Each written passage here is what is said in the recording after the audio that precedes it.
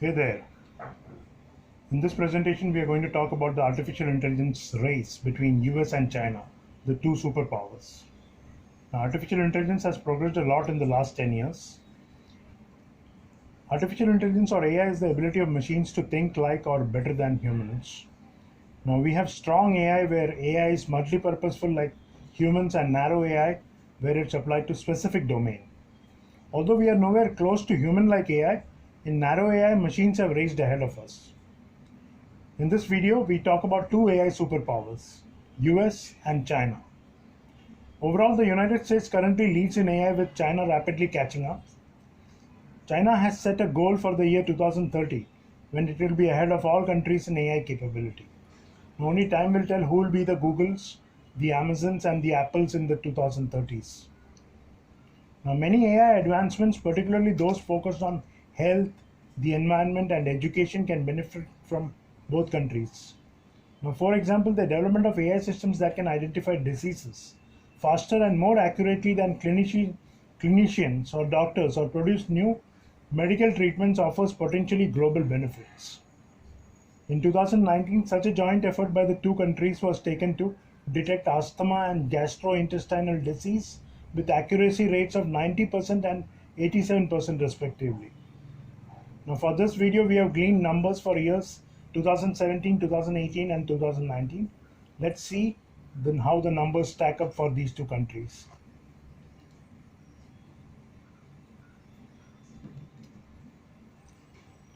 Let's see how they fare. Now, the United States leads in 4 of the categories or metrics. Now, these are talent, research, development, and hardware, whereas China leads in adoption and data. The United States leads for several reasons. First, it has the most AI startups, with its AI startups ecosystem having received the most private equity and venture capital funding. Second, it leads in the development of both traditional semiconductors and the computer chips that power AI systems. Third, while it produces fewer AI scholarly papers than China, it produces the highest quality papers on average. Finally, the United States talent is more elite. So these are the reasons why United States is ahead of China, but China is fast catching up. So let's look at the numbers for talent.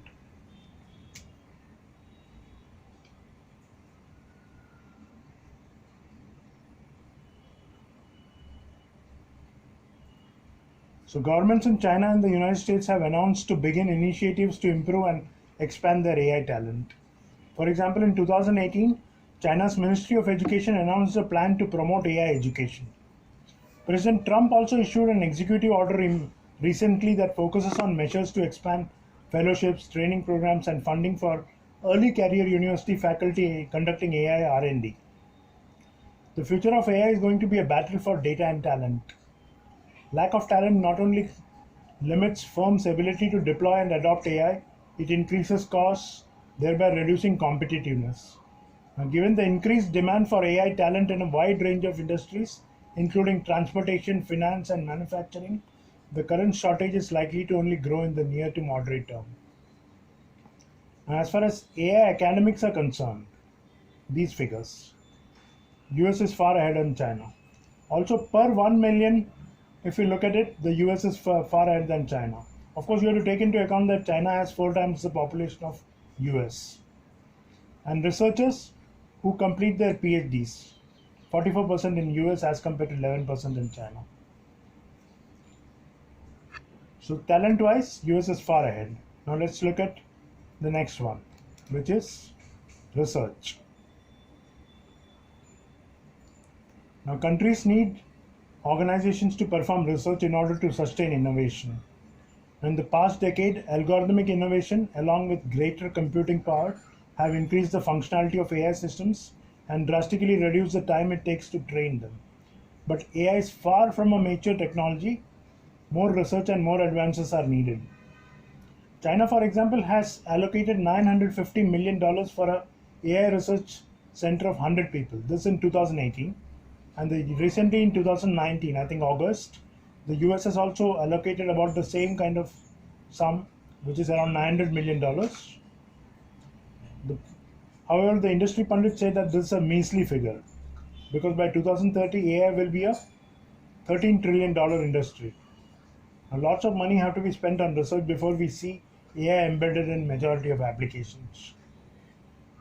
So, number of AI papers wise, China is ahead, but the US is very close. The advantage of US is that the papers that they produce is of higher quality than China. Number of AI papers per 1 million people, US is ahead. This is again because Chinese population is 4 times the population of US. And number of companies spending in R&D for AI. In US it's 62% as compared to China, which is 12%, but it's fast catching up. So let's move on to the next one, which is development. Now, to experience the full benefits of AI, nations must have healthy AI ecosystems that lead to the development of innovative AI technologies and firms. For example, nations must have sufficient venture capital and private equity funding to connect inventors with the money, expertise, and contacts necessary to develop and sell their products or nation's ecosystem. Finally, patents indicate the ability of a firm or nation to innovate. So, number of AI startups in the US you can see is clearly 1,000, very far ahead of China. Number of venture capitalists and private equity funding, US is quite ahead. Now, number of AI companies, that is those companies which are already in AI, this is different from a startup. Startup are those who have just started up, and this is companies who are already existing. That's also way ahead of China. So development wise also US is quite ahead of China. Now if you look at this, it's not just the number of AI startups that matters, but also the number of well-funded AI firms, including startups. That is this. So China, US is clearly ahead of China.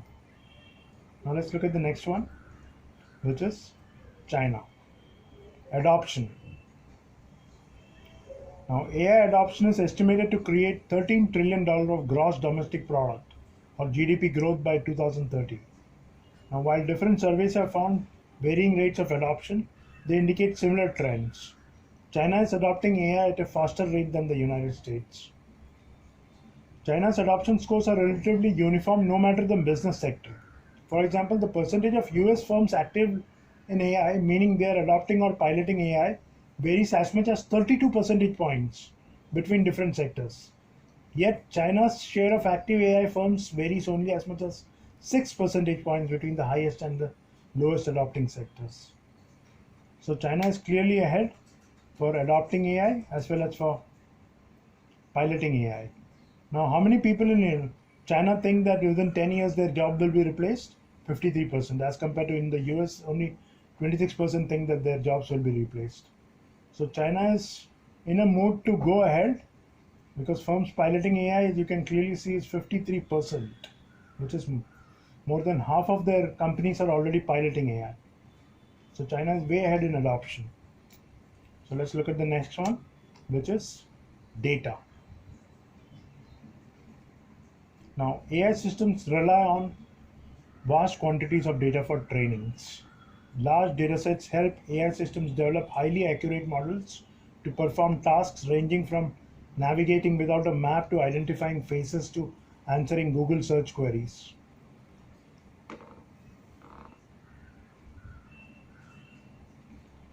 Now, population wise, those using mobile payments in China is also very high, 45.2%. Using things like WeChat's payment or Alipay. So most of their payments are done using mobile payment systems, whereas in the US it's only about 20.2%. Now, number of IoT devices.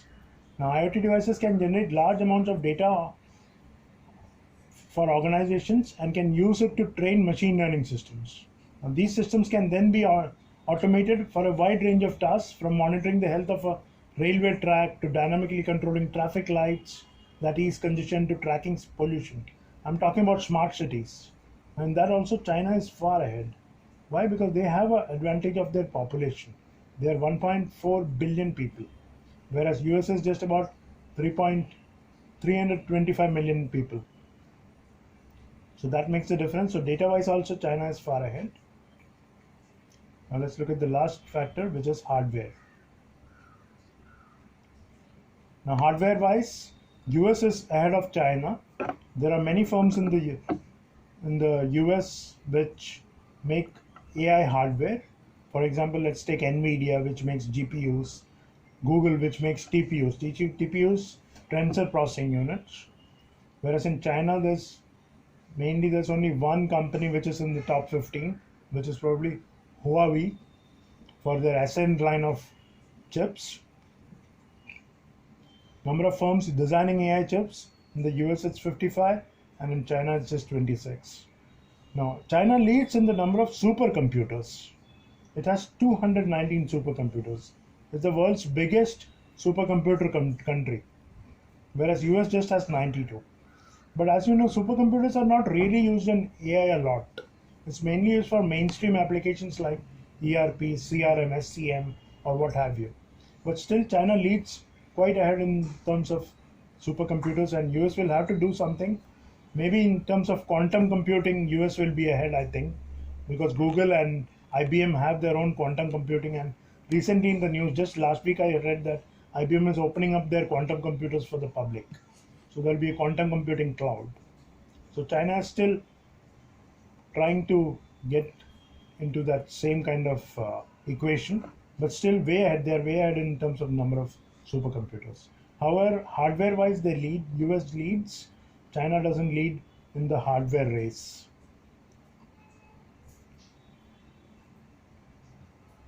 So this is how they fare. Talent-wise, research-wise, development-wise, and hardware-wise, US is far ahead, whereas adoption-wise and data-wise, China is far ahead. So who will win by 2030? We don't know. Only time will tell. Whoever makes the greatest progress. So let's see the factors that can affect the progress.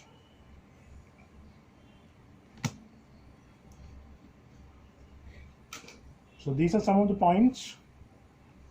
So who will win the race? Government support is a big decider. Government has to boost investments as well as set up committees to, for example, ethical committees for artificial intelligence, performance committees, and so on.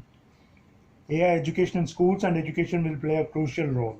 Now, everyone, China and US are taking it up in universities and schools to introduce AI into the system. R&D spending on AI will need to be bolstered. Just the spending of $1 billion is not enough for China and US, which are $900 and $950 million who have pledged. That's going to be very less for a $13 trillion economy by 2030. $13 trillion in terms of artificial intelligence, GDP. Now, encouraging companies developing AI chips, you have to provide them with SOPs, tax facilities, and newer AI applications will run on AI chips, specialized AI chips. So you have to really encourage them. Overall, you see, AI initiatives have to receive a big boost, not just from the government, but all the people also. All people also have to embrace it. And the workforce will be a new workforce. They'll need to be trained for new roles. More stress has to be given to quality rather than doing a quick copycat and changing a small letter and making a different pattern. You don't have to do a copycat thing. You have to have quality in the stuff that you do. So who will win the race? We really don't know.